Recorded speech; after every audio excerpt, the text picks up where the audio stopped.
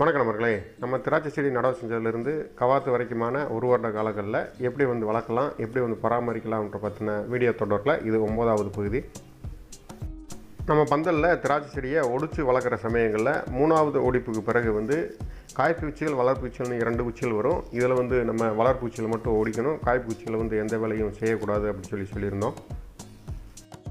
இப்படி ஒவ்வொரு ஒடிப்பு வேலை செய்கிறப்பையும் நம்ம எந்த வேலையும் செய்யாமல் விட்டுட்டு போன அந்த காய்ப்பூச்சிகளை நம்ம எப்படி கவாத்து வரைக்கும் பராமரிக்கலாம், அதை நல்லபடியாக வளர்த்து எடுத்து அதிலிருந்து நல்லதொரு திராட்சை மகசூல் நம்ம எடுக்கலாம் அப்படின்ற பற்றி தான் இந்த பகுதியில் முழுக்க நம்ம பார்க்க போகிறோம். ஏன்னா நம்ம திராட்சை செடி பூக்கள் போடுறதுக்கு முக்கியமான ஆதாரமும் அடிப்படையும் இந்த காய்ப்பூச்சிகள் தான். அப்படிப்பட்ட சக்தி வாய்ந்த காய்ப்பூச்சிகளை அதிக எண்ணிக்கையில் உருவாக்குறதுக்காகவும் நல்ல ஆரோக்கியமாக வளர்க்குறதுக்காகவும் நம்ம இந்த பந்தலில் ஒடிச்சு வளர்க்குற முறைகளை இந்த கடந்த 5 மாதமாக பண்ணிக்கிட்டு இருக்கோம். அப்படி நம்ம வீட்டில் ப்ராக்டிக்கலாக திராட்சை வளர்க்குற சமயங்களில் 4வது ஒடிப்புக்கு பிறகு வரக்கூடிய இந்த காய்ப்பூச்சிகள் மேலே நிறைய சந்தேகங்கள் நிறைய நண்பர்களுக்கு நிறைய முறை வரும். அது சம்மந்தமாக நிறைய நண்பர்களும் அடிக்கடி கமெண்ட்ஸில் கேட்டுக்கிட்டே இருக்காங்க. இந்த 5 மற்றும் 6வது ஒடிப்புக்கு பிறகு நம்ம இதை பற்றி சொன்னால் அவங்களுக்கு எளிதாக புரியணுன்றதுக்காக இந்த வீடியோவை இப்போ நான் அப்லோட் பண்ணுறேன். இந்த வீடியோ முழுக்கவேவும் காய்ப்பூச்சிகள் சம்மந்தமாகவே இருக்கும். காய்ப்பூச்சிகளில் ஏற்படக்கூடிய எல்லா சந்தேகங்களுக்கும் இந்த ஒரு வீடியோ மூலமாகவே நீங்கள் முழுசாக தெரிஞ்சுக்கலாம்.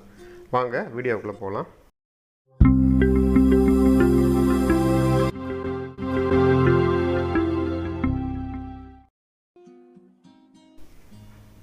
முதலாவதாக நம்ம வளர்க்குற திராட்சை செடியில் காய்ப்பூச்சிகள் எந்தெந்த வடிவத்தில் இருக்கும், நம்ம எதை காய்ப்பூச்சிகளாக அடையாளப்படுத்திக்கலாம், எதை எந்த துளிர்கள் நான் காய்ப்பூச்சிகளாக வளர்த்து எடுக்கலாம் அப்படின்றத ஃபஸ்ட்டு தெரிஞ்சுக்கலாம்.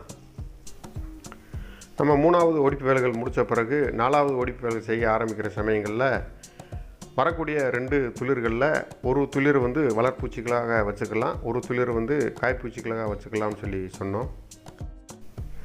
இது திராட்சை வளர்ப்பில் அடிப்படையாக இருக்கக்கூடிய ஒரு செயல். ஆனால் சில நண்பர்களுக்கு 2 துளிர்கள் வர்றதுக்கு பதிலாக 3 துளிர்கள் வரலாம், 4 துளிர்கள் கூட வரலாம். இதை நம்ம எதை வளர்ப்பூச்சியாக வச்சுக்கலாம், எதை காய்ப்பூச்சியாக வச்சுக்கலான்னு சில சந்தேகங்கள் வரும். இந்த குழப்பத்துக்கு நம்ம என்ன முடிவு பண்ணிக்கலாம் அப்படின்னா, 6 மற்றும் 7வது இலைக்கணுவில் நம்ம ஒடிச்சு விட்டுருப்போம். 5 மற்றும் 6வது இலைக்கணுவில் 2 துளிர்கள் வரும். இதில் 6வது துளிர் கம்பல்சரியாக நல்ல ஊக்கமாகவே வர ஆரம்பிக்கும். அந்த 6வது துளிரவே நம்ம வளர்ப்பூச்சியாக வச்சுக்கலாம். ஒரு சில துளிர்கள்லையும் ஒரு சில ஒடிப்பு முறைகள்லையும் 6வதுக்கு பதிலாக 5வது துளிரே நல்ல ஆரோக்கியமாக வளர ஆரம்பிக்கும். அந்த சமயத்தில் நம்ம 5வது துளிரே கூடவும் வளர்ப்பூச்சியாக வச்சுக்கிட்டு 6வது துளிர் நம்ம காய்ப்பூச்சிகளாக வச்சுக்கலாம்.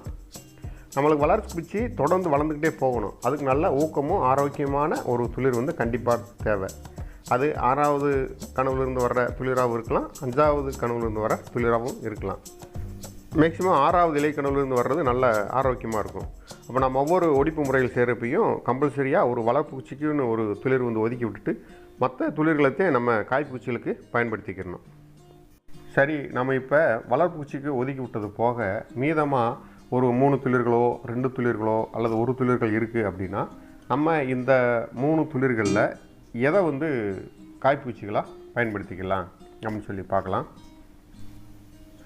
உதாரணத்துக்கு 3 காய்ப்பூச்சிகள் இருக்கிறதாவே நம்ம எடுத்துக்கிடுவோம். நம்ம ஏற்கனவே சொன்ன மாதிரி காய்ப்பூச்சிகளை எந்த தொந்தரவும் பண்ணக்கூடாது. அது 15 இலை 20 இலை கூட தாராளமாக வளர்ந்து போய்கிட்டே இருக்கட்டும் அப்படின்னு சொல்லியிருந்திருப்போம். இப்போயும் அதே ஃபார்முலா ஃபாலோ பண்ணணும். அந்த 3 காய்ப்பூச்சிகள்லையும் எந்த விதமான வேலைகள் ஒடிப்பு வேலைகளோ எந்த விதமான வேலைகளுமே நம்ம செய்யக்கூடாது. அது 10 இலை 15 இலை வரைக்கும் கூட வளர்ந்து போய்கிட்டே இருக்கட்டும். இப்போ நம்மளுக்கு இந்த சந்தேகமெல்லாம் அடுத்தடுத்த ஒடிப்புகளை வரும். அதாவது 4 மற்றும் 5வது ஒடிப்பு ஒடிக்கிறப்ப நம்ம இந்த எக்ஸ்ட்ரா வர்ற காய்ப்பூச்சிகளை என்ன செய்யலாம்ன்ற சந்தேகம் வரும். அப்படி சந்தேகம் வர்றதுக்கு கரெக்டாக 1 மாதம் ஆயிரும். உங்கள் 3வது ஒடிப்புலேருந்து 5வது ஒடிப்பு வர்றதுக்குள்ளே இந்த 1 மாதம் ஆயிரும். இந்த 1 மாதத்தில் இந்த 3 காய்ப்பூச்சிகளும் எல்லாம் ஒரே மாதிரி வளர்ச்சி அடையாது. ஒரு காய்ப்பூச்சிகள் என்ன செய்யும் அப்படின்னா 15 இலை 20 இலை கூட வளரும். ஒரு காய்ப்பூச்சிகள் 8 இலை 9 இலை வரைக்கும் கூட வளரும். ஒரு காய்ப்பூச்சி 3 இல்லாட்டி 4 இலையோடய அப்படியே நின்றுடும். நம்ம இப்போ என்ன செய்யலாம் அப்படின்னா, இப்போ 10 இலை 15 இலை வர்ற ஒரு துளிர் கம்பல்சரி இருக்கும். அதை ஒரு காய்ப்பூச்சிகளாக வச்சுக்கலாம். இப்படி எக்ஸ்ட்ரா வர்றதில் உங்களுக்கு 8 இலைகளுக்கு மேலே வளர்க்குற மாதிரி காய்ப்பூச்சிகள் இருந்துச்சுன்னா அதை நீங்கள் காய்ப்பூச்சிகளாகவே வச்சுக்கிடலாம். அதுக்கு குறைவாக இருக்கிறத எடுத்து விட்டுடலாம். இதுலேயும் நம்ம என்ன செய்யலாம் அப்படின்னா, ஒரு குச்சியில் வந்து அதிகபட்சமாக 2 காய்ப்பூச்சிகளை மெயின்டைன் பண்ணலாம். அப்போ மொத்தம் 5 துளிர்கள் வெளியே வந்துச்சுன்னா ஒன்றை வந்து வளர்ப்பூச்சிக்கு ஒதுக்கிடுவோம். மிச்சம் வந்து 4 துளிர்கள் இருக்கும். 4ல் ஏதாவது 2 குச்சிகளை வந்து காய்ப்பூச்சிகளாக வச்சுக்கலாம். 8 இலைக்கு மேலே இருக்கணும்.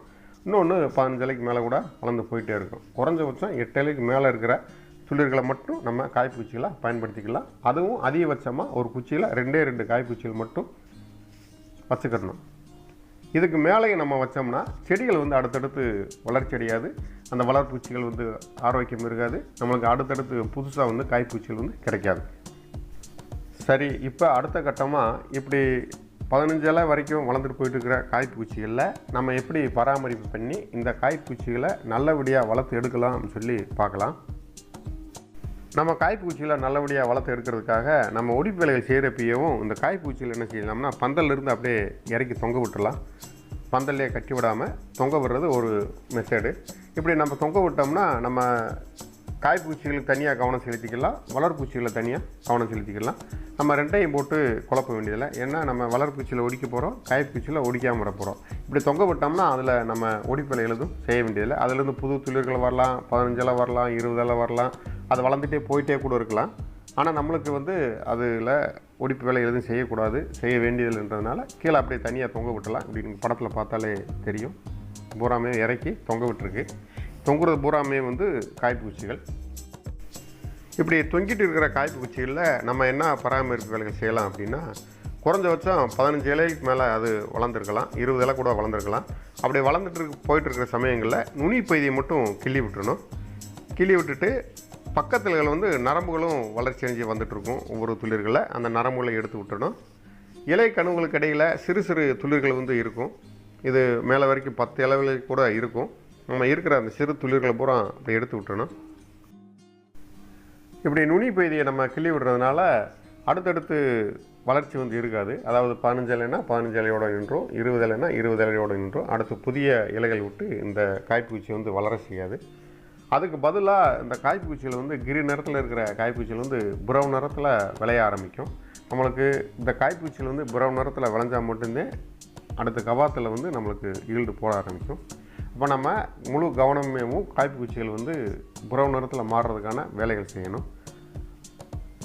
அதுக்கு என்ன செய்யணும் அப்படின்னா, இலை கனவுகளில் வரக்கூடிய சிறு துளிர்களை எடுத்து விட்டுகிட்டே இருக்கணும்.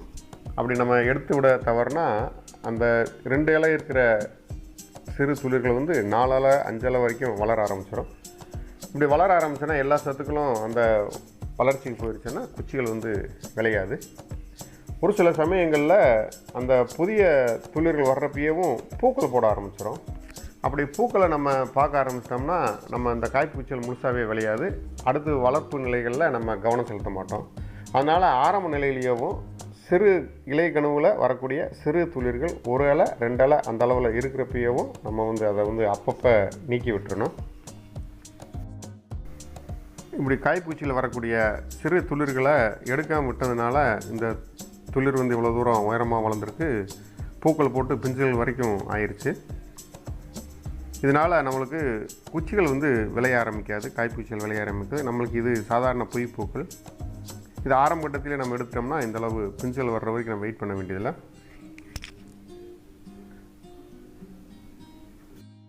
இது நார்மலாக வளரக்கூடிய காய்ப்பூச்சிகளில் நம்ம செய்ய வேண்டிய பராமரிப்பு முறைகள். ஒரு சில துளிர்களில் நம்ம ஒரு காய்ப்பூச்சிகளுக்கு பதிலாக 2-3 வந்து எக்ஸ்ட்ரா இருந்ததை நம்ம காய்ப்பூச்சிகளுக்கு இருக்கட்டும்னு சொல்லி விட்டுட்டு வந்திருப்போம். அது 8 இலைகளுக்கு கீழே இருந்தால் எடுத்து விட்டுருப்போம், 8 இலைகளுக்கு மேலே இருந்தால் அதை அப்படியே வளர விட்டு வந்திருப்போம். அந்த 8 இலைகளுக்கு மேலே வளர விட்டுறப்ப அது அப்படியே நின்றும். வளர்ச்சியை வந்து 8 இலை 9 இலைக்கு மேலே தாண்டாது. அதுலேயும் சிறு சிறு துளிர்கள் வந்து தோன்ற ஆரம்பிக்கும். அதையும் நீங்கள் எடுத்து விட்டுட்டே இருந்தால் போதும். அதுவும் பச்சை நிறத்தில் இருக்கிறது ப்ரௌன் நிறத்தில் வளர ஆரம்பிச்சிடும். நம்மளுக்கு கவாத்து பண்ணுறப்ப காய்ப்பூச்சிகளோட எண்ணிக்கை வந்து இதனால் அதிகமாக வந்துடும். இறுதி கட்டத்தில் நம்ம எல்லா ஒடிப்பு வேலைகள் செஞ்ச பிறகு காய்ப்பூச்சிகள் வந்து இந்தளவுக்கு நல்லா ப்ரௌன் நிறத்தில் விளைய விளைஞ்சிருக்கும். இது முறைப்படி வளர்க்கப்பட்ட ஒரு காய்ப்பூச்சி. 15லேருந்து 20 இலை வரை கூடவும் ப்ரௌன் கலரில் விளைஞ்சிருக்கு. நம்மளுக்கு 10 இலைக்கனவு விளைஞ்சிருந்தாலே போதும். இதில் எண்டில் வர்றப்ப க்ரீன் நிறத்தில் இருக்கும்.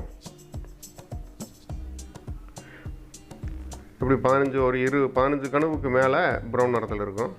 நம்மளுக்கு குறைஞ்சது ஒரு 10 இலைக்கனவு வந்து ப்ரௌன் நிறத்தில் இருந்தாலேயும் காய்ப்பூச்சி நல்லா தரமாக இருக்குன்னு சொல்லி அர்த்தம். சரி நண்பர்களே, இந்த சேனலை பற்றியும் பார்க்குறதா இருந்தீங்கன்னா உங்களுக்கு 2 தகவல்கள். இந்த தொடரோட முந்தைய பதியை பார்க்கணும்னு நினச்சிங்கன்னா டிஸ்கிரிப்ஷனில் லிங்க் இருக்குது. ரெண்டாவது, இந்த சேனலில் திராட்சை எப்படி வளர்க்குறது, எப்படி பாதுகாக்கிறது அப்படின்றத பற்றி வீடியோக்கள் வந்து போட்டுட்ருக்கோம். ஆர்வம் இருக்கிற நண்பர்கள் வந்து சப்ஸ்கிரிப்ஷன் பண்ணி பெல் பட்டனை கிளிக் பண்ணிக்கோங்க.